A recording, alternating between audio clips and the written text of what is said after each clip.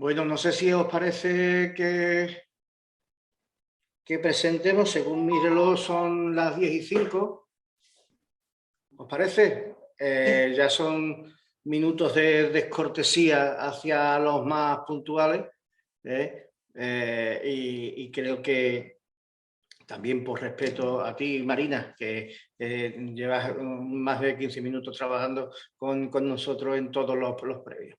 Bueno, lo dicho, por trasladaros la información previa, pues estamos aquí en una de las webinars que estamos haciendo de manera habitual desde la Asociación de Empresarios de Chiclana, con la colaboración del Ayuntamiento de Chiclana dentro del plan que diseñamos conjuntamente para minimizar el impacto que el COVID estaba teniendo, pero mantiene todavía a la economía y a las empresas de nuestra localidad. Entendíamos que había determinados mensajes, formaciones, capacidades que había que entrenar y que había que poner en funcionamiento para que el impacto fuera lo menor posible. Llevamos, desde que empezamos con estos ciclos de conferencias, desde que empezamos con estos convenios de colaboración, ofreciendo a profesionales de primer nivel la posibilidad de que vengan a darnos pistas que nos permitan tomar decisiones acertadas y no equivocarnos. Y en este caso tenemos la suerte de contar con Marina Jiménez, que además de una persona joven, es una abogada de prestigio con un currículum importante y una experiencia y unos conocimientos contrastados, asociada y chiclanera, que tiene un background importante y lo verán ustedes a poco que tome la palabra. A nivel organizativo, sepan ustedes que esta webinar está siendo grabada. Es habitual y costumbre de la casa poder tener luego en un repositorio de información todos estos documentos para que se puedan atender. No son pocas las visitas que luego este tipo de seminarios tienen en nuestro canal de YouTube, que es el canal de la Confederación de Empresas de la provincia de Cádiz, en definitiva. Y yendo al contenido en sí, los contratos, los estatutos y todo ese tipo de documentos internos están para usarlo no cuando todo va bien y nos llevamos bien, sino cuando hay inconvenientes y problemas. Y dentro de estos estatutos, contratos, pues hay una serie de rencillas, reticencias y relaciones entre los socios que son necesarias analizar de cara a que las decisiones, como decía antes, que se tomen sean lo más acertadas posible.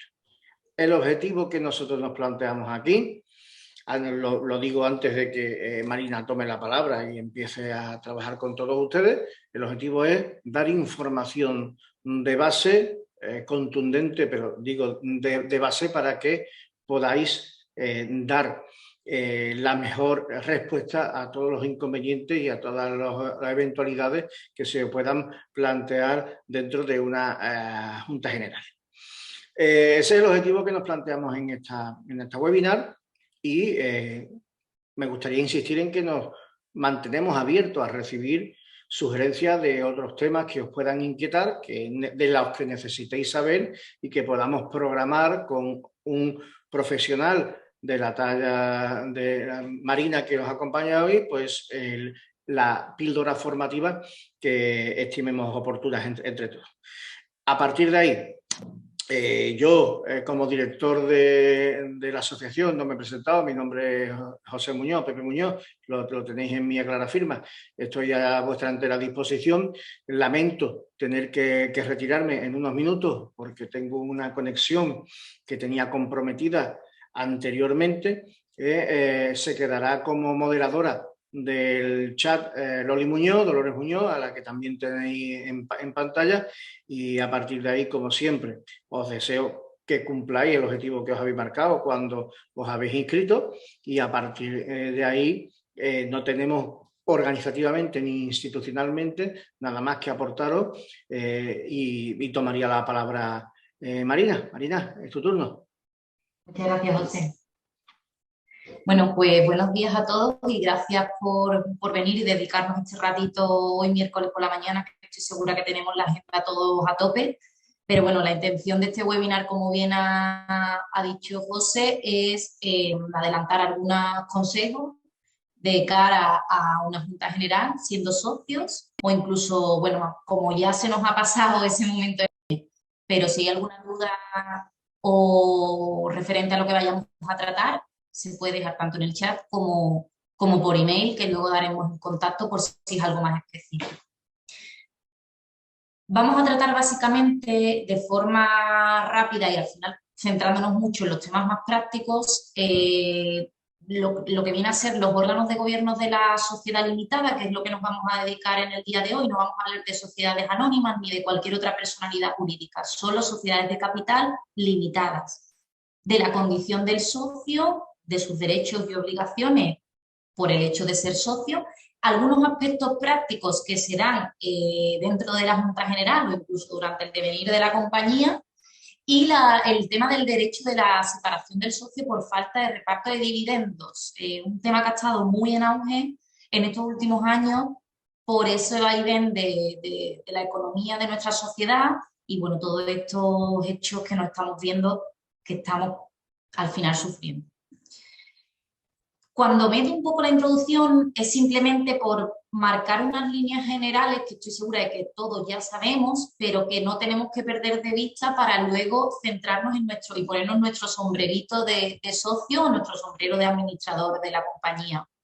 Cuando hablamos de sociedad limitada, hablamos de una responsabilidad solidaria y limitada, como dice su propio nombre. El hecho de que sea solidaria es porque la sociedad en sí tiene su propia personalidad jurídica y es limitada al patrimonio personal de los socios. Es decir, no vamos a ningún administrador ni socio, salvo que haya negligencia, que luego veremos, va a responder con su propio patrimonio de las deudas o de las responsabilidades que haya contraído la sociedad. ¿Vale? Entonces, esto sabemos que es algo que siempre es muy ventajoso a la hora de constituir una SL. Luego hablamos del tema de la fiscalidad. Todos sabemos que está muy bien ser autónomo al principio cuando empezamos, pero que llega un momento cuando tenemos un nivel de facturación o queremos contratar un volumen de personal que tenemos que valorar los números y nos damos cuenta de que fiscalmente o desde la perspectiva contable igualmente es más ventajoso ser una sociedad limitada. Cuando hablo de punto de cero, escalamiento del negocio es precisamente por esto. Cuando ya llevamos una trayectoria en nuestro inicio del negocio, más de 5 años, o que estamos empezando a operar con factores extranjeros, nuestro negocio empieza a escalar a un nivel que necesitamos protegernos como una SL. ¿Vale? Entonces, también igualmente para aquellos empresarios o empresarias casadas en régimen de gananciales especialmente y que siguen siendo autónomos, bueno, pues hay que plantearse si llega el momento de ser SL, ¿vale? Muchas veces, o la mayoría de los casos, es el momento de serlo. Y luego, como punto cuarto, el tema de la personalidad jurídica propia de la sociedad, que al final es un ente, pues eso, con su personalidad jurídica a todos los efectos, a efectos mercantiles, a efectos penales, a efectos civiles, todo esto. Pero esto no quiere decir que nosotros, como socios y propietarios de esa SL, no tengamos que cumplir con una cierta obligación y también percibir ciertos derechos, porque al final, seamos honestos, una SL la buscamos para nuestros propios intereses, que es pues ganar dinero, en su caso, y tener una fiscalidad acorde con lo que estamos consiguiendo con nuestro negocio. Entrando ya a valorar un poco lo que es el tema de la sesión, cuando hablamos de los órganos de gobierno de la SL, que sé que lo sabemos perfectamente, pero por ubicarnos, tenemos la Junta General de Socios y el órgano de administración.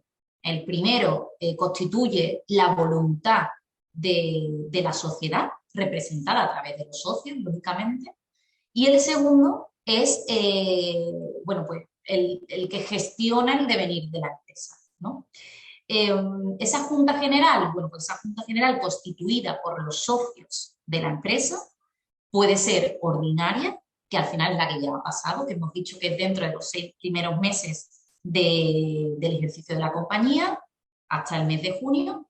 Ahí tenemos nuestra Junta General Ordinaria, que es obligatoria además, que tengamos una al año, y en ella vamos a aprobar las cuentas anuales, la gestión del órgano de administración, si hay reparto de dividendos, que al final esto es una de las cuestiones que luego nos van a dar derecho como socio a ciertas cosas, y como mínimo será esto lo que tendremos que aprobar en esa junta ordinaria, ¿de acuerdo? Luego tenemos unas juntas extraordinarias que podemos ir convocando a lo largo del año, siempre con los requisitos de la Ley de Sociedades de Capital, por supuesto, pero si hay algún, por ejemplo, un aumento de capital fuera de la junta ordinaria, por ejemplo, en el mes de septiembre en el que estamos, pues podemos convocar una junta extraordinaria para la aprobación de ese aumento de capital, ¿vale? Igualmente, pues dentro de las competencias de la Junta.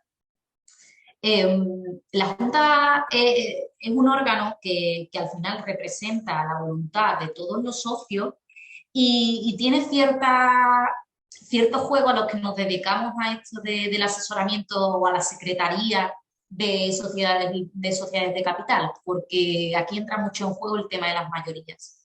Lógicamente, si estamos hablando de una sociedad constituida por un socio único, no es el caso, ¿vale? Eso es Juan Palomo, yo me lo como el socio único, administrador único y sociedad con un solo socio.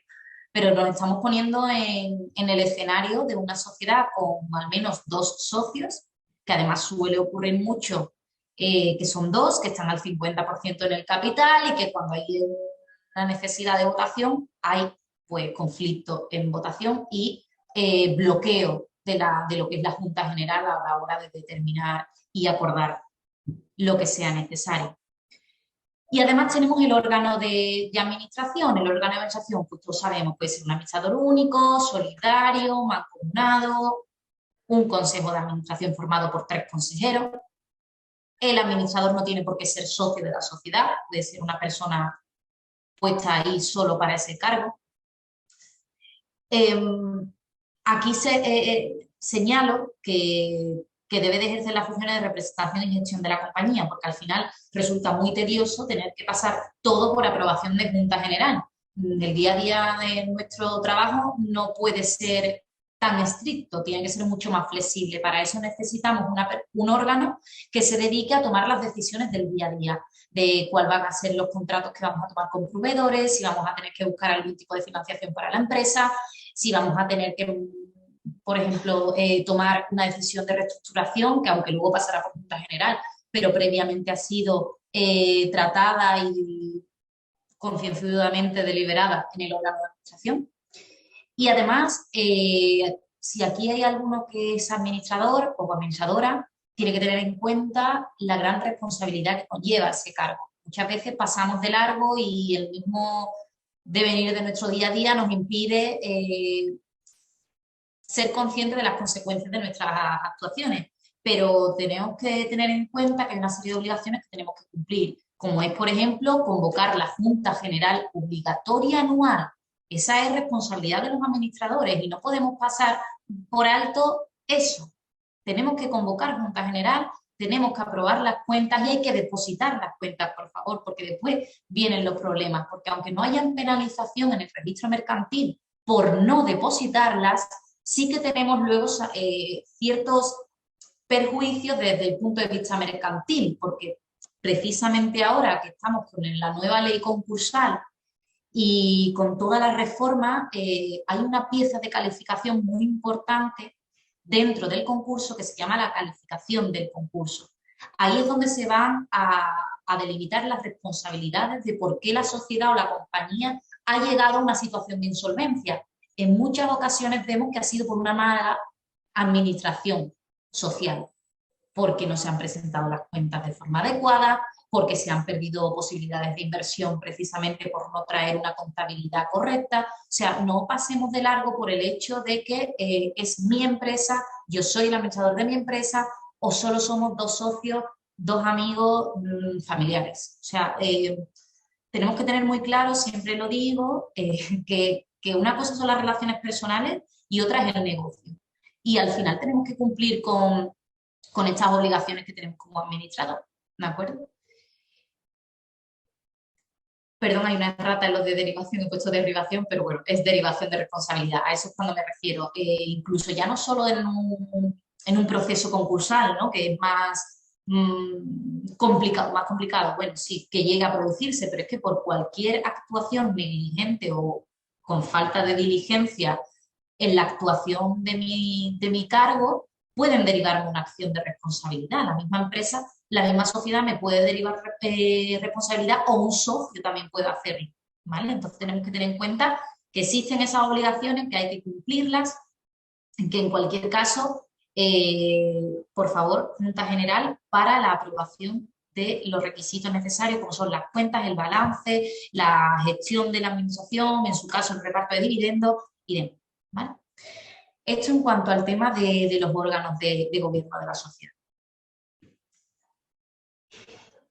Nos centramos ahora en la parte de la condición de socio, en esas obligaciones y derechos especialmente. En la siguiente transparencia veremos unos aspectos más prácticos, pero por centrarnos un poquito en la condición de socio y qué se puede hacer ante esa Junta General. El derecho a la información, por ejemplo, del socio. Sabemos que cuando se convoca una junta hay una convocatoria con un orden del día. En ese orden del día se especifican los temas que se van a tratar. Si esos temas implican una serie de información específica para que yo el día de la junta emita mi voto correctamente, tengo derecho a pedir esa información. Del mismo modo, también tengo derecho a obtener la documentación sobre la que se sostiene esa información. ¿Vale? Todo esto, si tenemos además el 25% del capital, más de ese 25%, es obligatorio. O sea, no cabe que el administrador concursal, el administrador de la sociedad me diga que no. ¿De acuerdo? Está obligado a darme esa documentación. Muchas veces también ocurre que hay ciertas redencillas entre los socios y sabemos que va a ser un momento conflictivo. Se trata de una junta general importante, por ejemplo, porque vamos a vender una unidad productiva de la empresa y no tengo una confianza suficiente en el secretario de la Junta General en ese caso, que es el que levantará el acta de la sesión. Luego yo puedo pedir la asistencia de un notario para que este notario levante el acta notarial sobre todo lo que allí ha ocurrido y evidentemente tiene fea ciencia pública, ¿vale? Luego otro de los derechos que se le... Bueno, esto para el requerir el notario sí que tenemos que tener al menos el 5% del capital. Luego hablaremos del tema de los minoritarios, que al final siempre se ven más perjudicados en una SL. También tienen derecho de separación en caso de falta de distribución de dividendos. A este apartado le vamos a dedicar exclusivamente una diapositiva porque muchas veces se produce un abuso por parte del socio conforme a este derecho y parece que la jurisprudencia ya está sentando doctrina en cómo debe interpretarse y en qué caso se puede pedir de verdad la separación por falta de distribución de dividendos. También tiene derecho a solicitar el nombramiento de un auditor de cuentas. Puede ocurrir, igual que en el tema del notario, que no confiemos en eso o en esos documentos.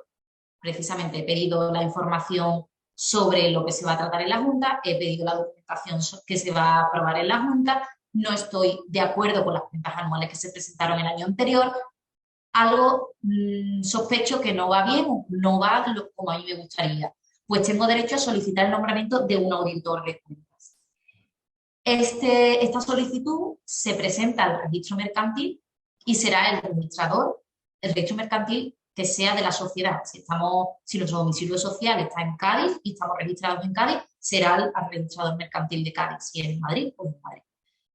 Nombrará un auditor independiente que valorará lo que son las cuentas anuales de la sociedad y hará una auditoría. Si bien tiene que pedirse 3 meses después del cierre del ejercicio, ¿vale? No puede ser posteriormente. Con esa información y con ese informe de auditores, pues claramente podremos convocar, pedir la convocatoria de una junta extraordinaria donde tratemos este tema.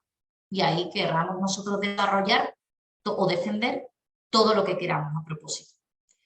Y luego también tienen derecho a la impugnación de los acuerdos sociales, lógicamente. Si volvemos al caso de la venta de una unidad productiva, se lleva a cabo por mayoría suficiente, en este caso, pues aquel socio disconforme impugna el acuerdo social, no solo por, o sea, no en el sentido de que ha perdido y han sido 5 contra 1, sino porque se ha tomado de forma incorrecta o contraria a los estatutos, a la ley o de sociedad de capital o al interés social de la compañía. En este caso podemos impugnar ese acuerdo social para tratar de anularlo. ¿De acuerdo? Esto en cuanto a derechos frente a la Junta.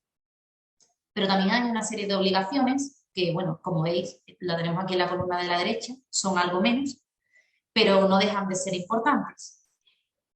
Todo socio que quiera transferir sus participaciones está obligado a notificarlo a la Junta, a la sociedad en este caso, para que los socios restantes o los que se vayan a quedar en la sociedad puedan ejercitar su derecho de adquisición preferente sobre el tercero, que como sabemos en una sociedad limitada es un derecho muy importante que salvo que lo hayamos limitado por estatutos, la ley de sociedades de capital no lo reconoce. Entonces, en ese caso tendrá que hacerlo, tendrá que manifestarlo y en el caso de que no haya una adquisición preferente por ninguno de los socios ni de la sociedad, entonces podrá transferir sus participaciones. Además, tiene que cumplir con las prestaciones accesorias. Muchas sociedades no solo cuando se constituyen o cuando entra un nuevo socio, no solo imponen la obligación de cumplir con la suscripción del capital social mínimo que se le haya pedido, pues por ejemplo 1.500, 3.000. Además tendrá que cumplir con una obligación de prestación accesoria que va a consistir en hacer o no hacer algo, no en una prestación económica, sino accesoria de obligación comunitaria. Por ejemplo, es posible que un socio tenga no solo que aportar 1.500 euros para entrar en la sociedad, sino que además está obligado a cumplir como avalista cuando la sociedad se lo requiera. Pues esto es una prestación accesoria. Si en el momento que el órgano de administración o la Junta General o donde se decida la necesidad de esa operación con una avalista y se le comunica al socio que tiene que ejecutar su acción, su prestación accesoria de aval, tendrá que hacerlo. Pues de no hacerlo podrá ser excluido y es una de las opciones de las características que la ley de sociedades de capital y normalmente los estatutos básicos ponen como causa de exclusión de un socio de la sociedad, el no cumplir con su prestación accesoria. Luego ya también tenemos pues, bueno, los deberes generales de buena fe, que por supuesto van de suyo con la condición de socio, pues no podemos ser un socio todo el tiempo que vaya contra la sociedad ni contra el órgano de administración, o sea, que no sea capaz de remar a favor del interés social. Tenemos que ser unos socios de buena fe. Y luego el deber de lealtad. Lógicamente, nosotros tenemos que ser leales con nuestro interés social y con nuestra sociedad. No vale que luego vayamos haciendo competencia desleal, por ejemplo, con otra de las sociedades o luego haciendo unos tipos de acuerdos o contratos que no sean favorables para esta sociedad. ¿De acuerdo? Y aquí pongo una transparencia sobre algunos aspectos prácticos. Bloqueo de las votaciones. Eso es el día a día en una sociedad repartida al 50% que llegan los problemas. El bloqueo de las votaciones en la Junta General, que impide que se lleven a cabo los acuerdos, es causa de disolución de la sociedad mercantil por la ley de sociedades de capital. No podemos tener inoperativos los órganos de administración ni de decisión de la Junta. ¿De acuerdo? Entonces, ¿qué ocurre cuando hay un bloqueo de votaciones? Lo primero, siempre que aconsejo yo a mis clientes y a mis sociedades, es prevenir, evidentemente, y un asesoramiento preventivo al respecto. Bien sea a través de pactos de socios, esto quiere decir que además de un estatuto, tendremos un pacto de socios en la que regularemos cómo van a procederse conforme a ciertas votaciones, pero también pedimos o intentamos buscar en esos estatutos sociales unas mayorías para determinados acuerdos que creemos que puedan ser conflictivos. Esto también ocurre mucho en empresas familiares. En el protocolo familiar se prevén 1001 maneras de evitar los bloqueos. En las startups, que no sé si algunos estáis relacionadas con ellas, que son empresas, bueno, la característica es que empiezan con cero capital y luego vienen inversores metiendo capital, se diluye el capital y va muy deprisa en su constitución. En estas sociedades de capital, de startups, perdón, siempre se pide un pacto de socios nada más que iniciar la sociedad y por cada uno de los socios que entran. ¿Para qué? Pues para tratar de evitar este bloqueo. Otra situación de cuando ya se vuelve irreversible el bloqueo y es imposible determinar ningún acuerdo, lo que tendremos que hacer finalmente será o bien decidir sobre vender aquel socio que se encuentre en una posición totalmente desamparada, que no sabe por dónde tirar, tendrá que tomar la decisión de vender. O incluso aquellos que creen que pueden hacer un pacto de común drag along, que se llama, de arrastre sobre el minoritario que no termina de votar a favor, también podremos hacer un pacto al respecto. Pero si vemos que de verdad es imposible, el administrador tiene obligación de pedir la causa de disolución de la sociedad. ¿Vale? Pero ya digo que de forma preventiva podemos prever estas situaciones. Por ejemplo, no se puede dar un voto privilegiado en la Junta General, pero sí podemos conseguir un voto dirimente en el órgano de administración, por ejemplo. ¿Vale? Entonces, quizás ahí, si sabemos que hay ciertos acuerdos conflictivos, como por ejemplo la toma de decisiones en cuanto a financiación, la pasaremos por el órgano de administración sabiendo que tenemos un voto dirimente por el presidente del consejo, por ejemplo, porque él, si hay un caso de empate, esta persona resolverá con su voto. ¿Qué pasa con el cese y nombramiento de administradores? Esto también es un tema muy conflictivo en el día a día porque siempre hay socios minoritarios que no son favorables a la administración que se está haciendo de la sociedad, pero sin embargo nos encontramos que hay un administrador que es socio mayoritario y además administrador de la empresa, con lo cual el minoritario tiene poco que hacer en ese cese o nombramiento, que pasará por Junta General y que normalmente en los estatutos básicos se prevé de duración indefinida. Luego, siempre decimos, asesoramiento preventivo desde el principio, ¿vale? Modificación de estatutos si es necesario. Tengamos en cuenta que para la modificación de estatuto necesitamos mayoría.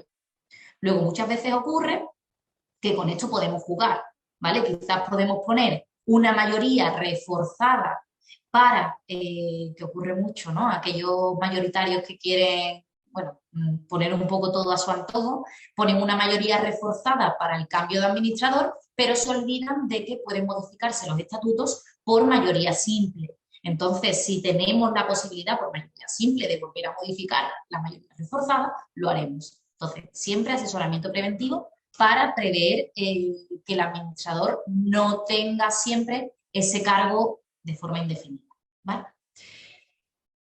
En el tema de financiación alternativa, esto es muy interesante, de hecho estábamos, antes de preparar este webinar, tuvimos la intención de hacer uno al respecto de esto, pero bueno, al final no encajó por otros motivos. Pero cuando hablamos de financiación alternativa es aquella que no pasa por banco, que es la tradicional, o la de, por ejemplo, un socio, ¿vale? Hablamos de financiación alternativa cuando hablamos de business angels, de venture capital, suena como muy moderno, pero no deja de ser inversores clásicos, que en el caso de un business angel es una persona relacionada con el negocio, que tiene cierto bagaje en ese tipo de negocio, cierta cartera, y aporta no solo el capital que va a servir de financiación a la compañía, sino que además la experiencia y la agenda para que la compañía tome otro nivel. El Venture Capital, por ejemplo, es otro tipo de inversor, es un inversor más grande, viene de otra forma, no viene con necesidad de implicarse en la compañía, sino viene simplemente a hacer dinero y en este caso va a pedir un pacto de socio, lógicamente, a su favor, porque se va a convertir en la mayoría de los casos en un socio fuerte, de más del 25% en muchas de las ocasiones, y va a tener mucho poder de decisión. Aquí nos van a imponer, por ejemplo, un pacto de arrastre, que eso quiere decir que votaremos a favor de lo que vote el capital mayoritario, si somos minoritarios, pero siempre será interesante aquellos que seamos minoritarios y que tengamos el mismo sentido de voto o de alineación con la compañía, un pacto de sindicación para que en ciertos momentos votemos todo en conjunto y hagamos fuerza de alguna manera. Ya digo que es importante, si estamos en este punto de que queremos una financiación alternativa y que queremos buscar inversores extranjeros, un asesoramiento previo de nuevo. Si tenemos que modificar estatutos, lo hacemos antes de que estos inversores entren. Si queremos buscar un tema de mayorías, tendremos que hacer un pacto de socios antes de que estos mayoritarios entren. Y luego otra de las financiaciones alternativas, que creo que no va a ser el caso que aquí ocurra, pero bueno, es para proyectos más alternativos, es el del crowdfunding. Aquí el capital se diluye muchísimo porque al final son aportaciones pequeñas de muchísimas personas, no solo personas inversoras en sí, sino, por ejemplo, un proyecto de economía social o un proyecto de propiedad intelectual en el que se pide el apoyo de toda persona que esté interesada para que el proyecto en sí salga adelante, la idea, ¿no? Lo que es a lo mejor un libro, un disco, una película, todo esto se hace en forma de crowdfunding porque al final pues es algo más alternativo.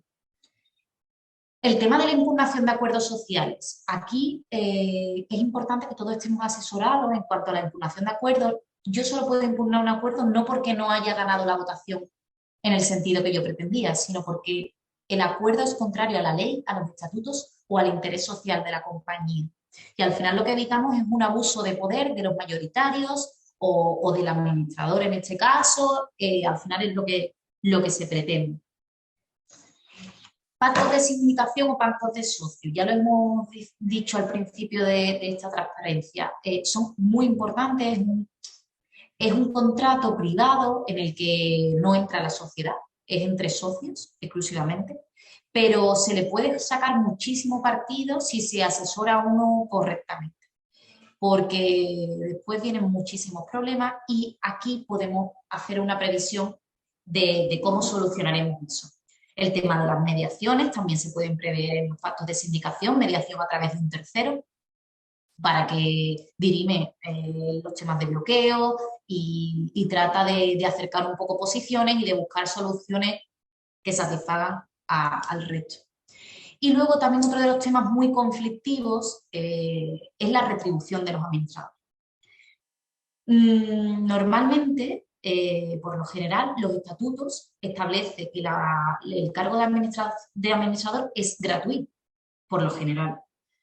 ¿Podemos hacerlo retribuido? Sí. ¿Cómo? Poniéndolo en los estatutos. Y además, la retribución tiene que pasar por acuerdo de la Junta General.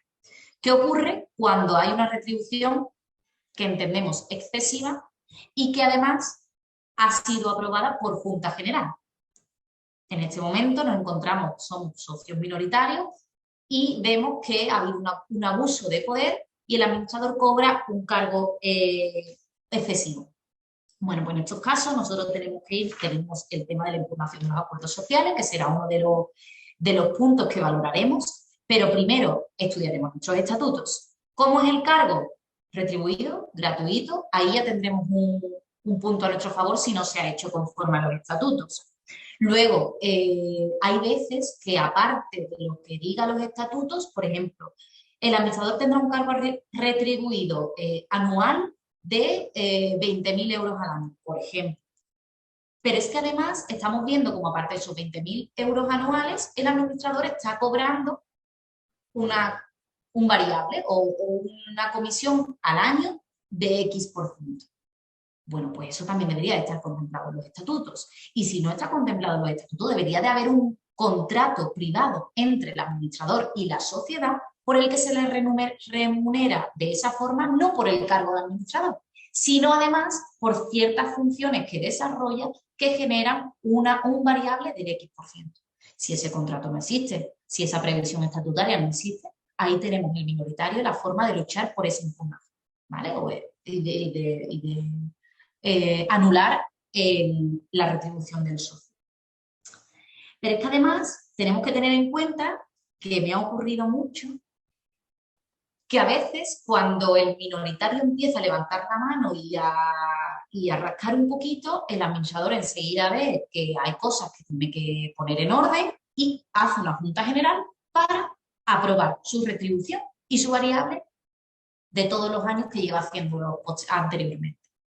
Esto también es impugnable y anulable. Es un acuerdo que no se puede llevar a cabo. Ya tanto la Dirección General de Registradores y Notarios como la jurisprudencia lo ha dicho. El cargo de administrador que vaya a ser retribuido tiene que pasar por Junta General y ese acuerdo será tomado en cuenta en adelante. Pero jamás podremos tomar un acuerdo en Junta General de retribución de administrador que se aplique a posteriori, de forma retroactiva. Esto no puede hacerse. Estos son algunos de los casos más prácticos y, bueno, conflictivos que se dan en la práctica, mejor dicho, ¿vale? Y ya por último, por no extendernos demasiado y dar un poco margen a las preguntas que queráis tener, vamos a pararnos y detenernos en la separación del socio por falta de distribución de dividendos. ¿Qué es esto? Pues se introdujo con la última reforma de la Ley de Sociedades de Capital un artículo, que es el 348 bis, en el que se dice que existe la posibilidad de salir como socio de la compañía cuando haya habido una estrategia abusiva por parte de la mayoría de no repartir dividendos cuando concurre el requisito legal de repartir dividendos. ¿De acuerdo? ¿Cuáles son esos requisitos por los cuales yo tengo que repartir los dividendos obligatoriamente como sociedad? Bueno, pues cuando no has repartido los 3 años anteriores y además en el año actual que estamos hay un 25% de los beneficios que se han obtenido. Luego, si yo en 3 años no he repartido y resulta que en el 4.º año tengo un 25% de beneficios, yo tengo que repartir, en principio, salvo que tenga una limitación estatutaria, ¿vale? Que ya digo que por ley, conforme a marcos generales, es así. Pero podremos hacer una limitación a través de modificación de esto. Además, debo de tener una antigüedad en mi compañía de 5 años. No vale con que mi compañía acaba de nacer o lleva 3 años, o al menos 5 años ya desde la Constitución. El socio que quiera llevar a cabo esta separación tendrá que hacerlo constar en la Junta General donde se vuelva a decidir que no se reparte dividendos. Pues ahí tendrá que él hacer constar en acta por qué no está de acuerdo con la aprobación de no reparto de dividendos y además deberá impugnar luego ese acuerdo. Y como decía, podremos suprimir o modificar este derecho por vía estatutos o por vía protocolo familiar dentro de una empresa familiar. ¿Qué ocurre? Que ha habido muchísimo abuso, no de las sociedades, sino de los propios socios conforme a este artículo. ¿Por qué? Pues porque cuando tú te quieres separar de la compañía, lógicamente la compañía tiene que liquidarte. Entonces, ha habido veces, en muchas ocasiones, que a los socios les ha parecido más interesante liquidar su posición e irse porque ya no les interesa seguir en la compañía y lo han hecho a través de esta salida. Bien, pues tenemos una última sentencia, porque todo esto se ha regulado, el artículo deja muchas puertas abiertas a mucha interpretación y ha sido la jurisprudencia que ha completado estas interpretaciones. La última sentencia es la que indico aquí del Tribunal Supremo de 25 de enero de 2022, en la que analizaba un caso en la que el socio, lo leo directamente, la Junta General en la que se acordó la distribución de los beneficios del ejercicio anterior procedió pocos días antes otra Junta General en la que se acordó destinar esos mismos dividendos a reservas voluntarias. Sin embargo, él no protestó al respecto, sino que lo hizo en una segunda junta que se llevó al respecto de este acuerdo. Pues bien, le dice el Tribunal Supremo que el ejercicio del derecho de separación por parte del socio ha sido abusivo. Y eso es así porque el socio comunicó a la sociedad su intención de separarse cuando la segunda Junta General ya estaba convocada. Y entre los puntos del orden del día se encontraba la proposición de repartir. Luego, no lo hizo a tiempo y su motivo, lógicamente, era abusivo, no era realmente la finalidad de no haber repartido dividendos. Luego, la posibilidad de la salida del socio minoritario perjudicando una estrategia abusiva de la mayoría de no repartir dividendos pese a no concurrir los presupuestos legales para ello, no ocurrieron en este caso. Por lo tanto, ¿vamos a ejercitar este derecho? Tendremos que analizar si de verdad nosotros tenemos el derecho a hacerlo. ¿Se han repartido dividendos en los 3 años anteriores cumpliendo, o sea, habiendo tenido beneficios y cumpliéndose con los estatutos mínimos, que el 10% que vaya a reservas obligatorias, ¿vale? Y además este último ejercicio hay beneficios y tampoco se reparte. Bueno, pues en ese acuerdo de la Junta, en esa primera Junta, donde se decide esto, yo protesto y luego impugno, ¿vale? Ese sería un poco el mecanismo. Y dicho esto, pues sería el final de la presentación. Espero que haya sido ameno, que se haya aprendido y que hayamos, no sé, podido compartir este rato que haya resultado interesante. Muchas gracias, Marina. Agradecerte por compartir con todos nosotros tus conocimientos en materia de derecho mercantil y exponer estos casos prácticos que pueden servir para tomar conciencia y poder tomar decisiones, ¿no? Dentro de lo que es la sociedad. Si tenéis alguna pregunta, la podéis hacer a través del chat, que lo tenemos ahora mismo abierto. Que hemos ido un poco rápido, básicamente porque, bueno, no queremos extender demasiado la sesión, pero igualmente si no hubiese ninguna pregunta ahora, porque comprendo que hay que asentar los conocimientos, a través de Loli, de la asociación, estamos encantados de resolver cualquier duda. El material didáctico lo vamos a circular, ¿vale? Entre todos los asistentes y también lo colgaremos en todos nuestros medios digitales. Y la grabación estará también en el canal de YouTube de la CEC, que estará a disposición de todos aquellos interesados que en cualquier momento puede acceder a él y ver la grabación. Y si hay alguna duda o que surja ahí durante la misma, durante la visión de la misma o durante cuando estéis viendo el vídeo y tengáis alguna duda, pues podéis escribirnos a través del email y nosotros, o llamarnos por teléfono y nosotros le transmitiremos a Marina el email, vamos, la pregunta que tengáis. Mira, Marina, hay una duda que tiene una persona. Un segundito, Marina, que te comente, que voy a ponerlo para verlo más amplio. Mira, comenta Isabel Carmen Serrano León, tiene una duda que se nos da con un cliente. ¿Puede un socio minoritario solicitar reparto de dividendos existiendo bases negativas a compensar de ejercicios anteriores? A priori me parece que no. Nosotros no podemos, solo podemos repartir dividendos si existe beneficio del año anterior, o sea, el año que estamos contabilizando. Ya hemos llevado un 10% a reservas obligatorias que nos obliga la ley de capital y además nos sigue quedando beneficio. En ese caso tenemos dos opciones, o vamos a reservas voluntarias, que creo que es el caso que estás planteando, que voluntariamente entiende la sociedad, la compañía o el administrador que hay que compensar a reservas voluntarias por lo que pueda venir y en ese caso no necesitas por qué repartir dividendos. Ahora, si yo llevo 4 años sin repartir dividendos y sin repartir dividendos y teniendo beneficio y todo el tiempo llevándolo a reserva, sí que hay obligación de repartir.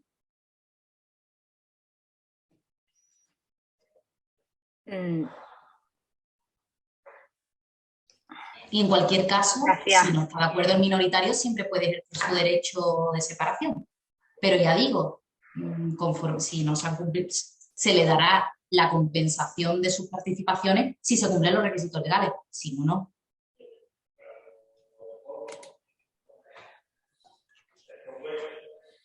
¿Tienes alguna otra duda, Isabel?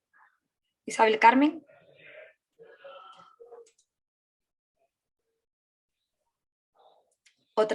Tenemos otra pregunta, Marina, de Luis Matito, Brito. Si los socios están todos de acuerdo en repartir dividendos, ¿tendrían que hacerlo obligatoriamente? Si están desacuerdo, ¿no? O en acuerdo.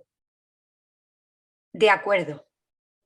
Si están todos de acuerdo en repartir dividendos, gana la mayoría. No, en desacuerdo, perdona, en desacuerdo. Vale. Si están en desacuerdo, no. El interés, al final, la mayoría de los socios han decidido no repartir, pues esa es la voluntad de la sociedad. Si hay mayoría, ahí no hay nada que discutir.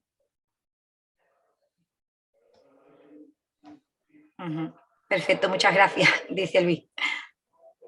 Y Isabel no tiene ninguna duda en principio. Si tenéis alguna otra duda que os surja, podéis mandárnoslas por email, que Marina os la contestará cuando ella la reciba. Y que luego, teniendo reservas voluntarias dotadas y con un, no sé, siempre podremos tener una junta extraordinaria en la que acordemos un reparto de dividendo anual, precisamente porque creemos que es el momento, o a lo mejor muchas veces se dota las reservas voluntarias todo el tiempo del beneficio, y llega un día en el que, oye, ha sido un año extraordinario en el que todos nos hemos volcado trabajando, es el momento de aprobar un dividendo. Se puede hacer a través de juntas extraordinarias, no tenemos que esperar a la ordinaria. O incluso universal. La universal es aquella que ni necesita convocatoria. Si todos los socios, pongamos que somos 5, estamos hoy aquí reunidos, levantamos un acta de acta universal porque estamos todo el capital hoy aquí reunido y tomamos el acuerdo de repartir dividendos.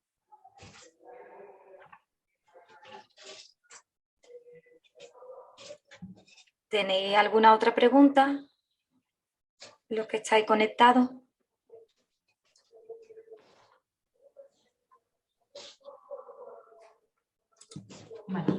Pues nada, vemos que no. Pues muchísimas gracias, Marina, y gracias a todos por vuestra asistencia, y os recuerdo que la grabación estará colgada en el canal de YouTube, que en cualquier momento que tengáis podréis consultar, y si tenéis alguna duda podéis también trasladarnos vuestras preguntas a nosotros y se las trasladaremos a Marina a través de email. Muchísimas gracias y gracias a todos. Gracias.